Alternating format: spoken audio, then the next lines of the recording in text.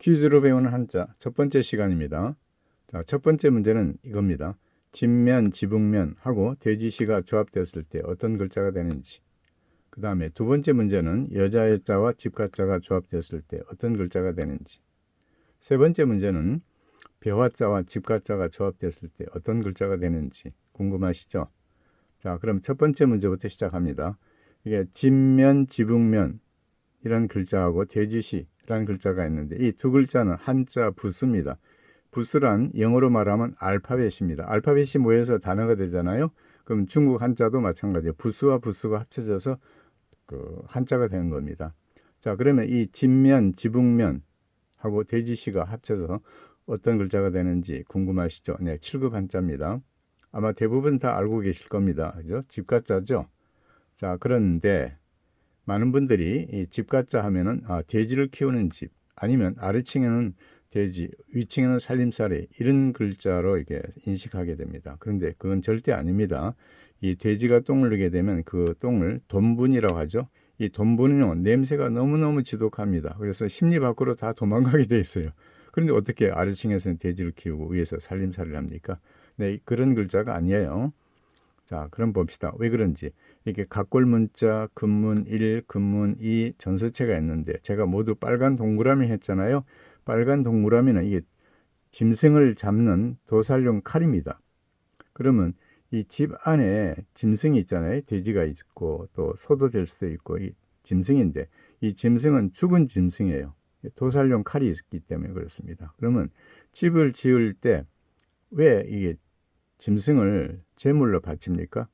네, 과거의 기록을 쭉 살펴보잖아요. 그러면 집을 지을 때 신에게 짐승을 제물로 바치고 고사를 지낸다 또는 제사를 지낸다 해가지고 집을 지었어요. 오늘날도 저기 아파트 공사장 같은 데 가면요, 그 고사 지냅니다. 무사고로 공사를 마칠 수 있도록 해달라고. 네, 바로 그 관습이 지금도 남아있는 겁니다. 자, 여기 집가자요, 활용 예문 만들어 봤습니다. 이 집을 한자 말로는 가옥이랍니다. 가옥. 이때 사용하는 이 집가자는 집이에요. 건물입니다. 그런데 한 집안 가족이란 뜻도 있어요. 이게 왕가 나오죠. 이게 임금님 집이 아니고 임금님 집안이에요. 그래서 이때 집가자는 한 집안을 뜻합니다. 그리고 전문가라는 뜻도 있어요. 이 그림 화자가 있죠. 그래서 화가, 그림을 전문으로 그리는 사람을 화가라고 하죠. 그 다음에 소설을 전문으로 쓰는 사람은 소설가, 작곡을 전문으로 하는 사람은 작곡가라고 하잖아요. 그때 사용하는 집가자는 전문가라는 뜻입니다. 자, 이번은 몹시 뭐뭐 하는 사람이란 뜻도 있어요. 이게 애처가 나오죠. 사랑애자, 아내처자. 아내를 몹시 사랑하는 사람은 애처가. 그 다음에 이게 공처가 나오네, 그죠? 이 공자는 두려워할 공자죠. 아내를 두려워하는 사람. 그래서 아내를 몹시 두려워하는 사람은 공처가. 이와 같이 집가자에는 몹시 뭐뭐 하는 사람 이런 뜻도 내포되어 있습니다. 좀 더 자세한 것은 기초한자 150번 나중에 참조하시기 바랍니다. 자, 두 번째 문제입니다. 여자자하고 집가자가 조합됐을 때 1급 한자가 생겨납니다. 자, 무슨 글자일까요? 네, 바로 이겁니다. 무슨 글자일까요? 네, 힌트는 바로 이겁니다. 여자가 시집을 가는 거죠. 자, 그래서 시집갈가, 떠넘길가가 됩니다. 그러면 시집가다라는 뜻이 왜 또 떠넘기다라는 뜻으로도 변질되었을까요? 자, 이제 딸이 시집을 갑니다. 그러면 부양 책임 누가 지게 되죠? 이제는 사위가 부양해야 됩니다. 그래서 그 책임을 사위에게 떠넘겼다 해가지고 떠넘길가로도 활용하고 있습니다. 자, 활용 예문 만들어 봤습니다. 시집가다는 뜻 단어로는 이 개가라는 게 있습니다. 개가. 지금은 결혼 2번 하는 것을 재혼한다고 그러죠. 옛날에는 개가한다라고 그랬어요. 이 개자는 고칠 개자거든요. 그래서 시집가다라는 뜻으로 사용하고 있습니다. 그 다음에 떠넘기다라는 뜻도 있어요. 이게 남에게 책임을 전가하다 하죠. 이때 전자는 구를 전자거든요. 그래서 전가하다. 이때 가는 떠넘길 가가 되죠. 자, 세 번째 문제입니다. 이 벼화자하고 집가자가 조합되었을 때 어떤 글자가 될까요? 궁금하시죠? 네, 바로 이 글자입니다. 벼는 익으면 고개를 숙이죠. 네, 그래서 이 벼화자를 자세히 보시면요, 이 밑에 나무목자 있잖아요. 나무목자가 벼를 상징하고 벼는 익으면 고개를 숙인다 해서 이 획을 하나 더 붙였습니다. 그래가지고 벼화자하고 집가자가 합치잖아요. 예, 조합되면은 심을가, 농사가, 일할가가 됩니다. 자, 활용예문 만들어 봤습니다. 심다, 농사짓다 라는 뜻 외에도 일하다.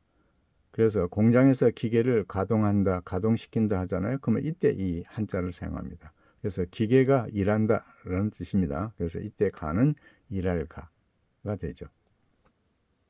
자, 그렇습니다. 집가자 한 글자를 활용해서 시집갈가, 떠넘길 가도 배웠고, 심을가, 농사가, 일할가도 배웠습니다. 저는 이런 스타일을 저절로 외워지는 한자라고 합니다. 자, 6군 문제 만들어 봤습니다. 다음 한자어 작가의 뜻을 올바른 것은 집을 짓는 사람, 글을 쓰는 사람, 농사를 짓는 사람, 그림을 그리는 사람. 어느 것일까요? 네, 글을 쓰는 사람입니다. 왜 그러는가 하면 자칫 잘못하면요, 이 지을작이 있죠. 그 다음에 집가자죠. 그러니까 집을 짓는 사람으로 오해할 수 있기 때문에 이 시험에 종종 나옵니다. 그 다음에 1급 문제 만들어 왔습니다.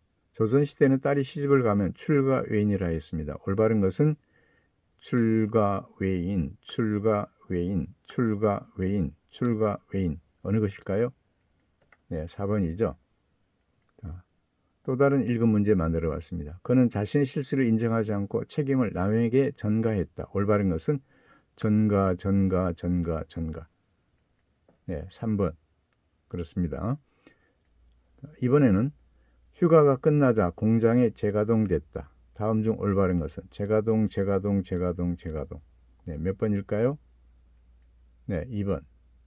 맞습니다. 자, 이렇게 해서 집가자를 활용해서 시집갈가, 떠넘길가도 배울 수 있었고, 심을가, 농사가, 일할가도 배울 수 있었습니다. 정말 저절로 외워지는 한자 맞죠? 네, 한자는 공부하면요 참 재밌습니다. 공부하는 방법에 따라서 어렵기도 하고 재밌기도 합니다.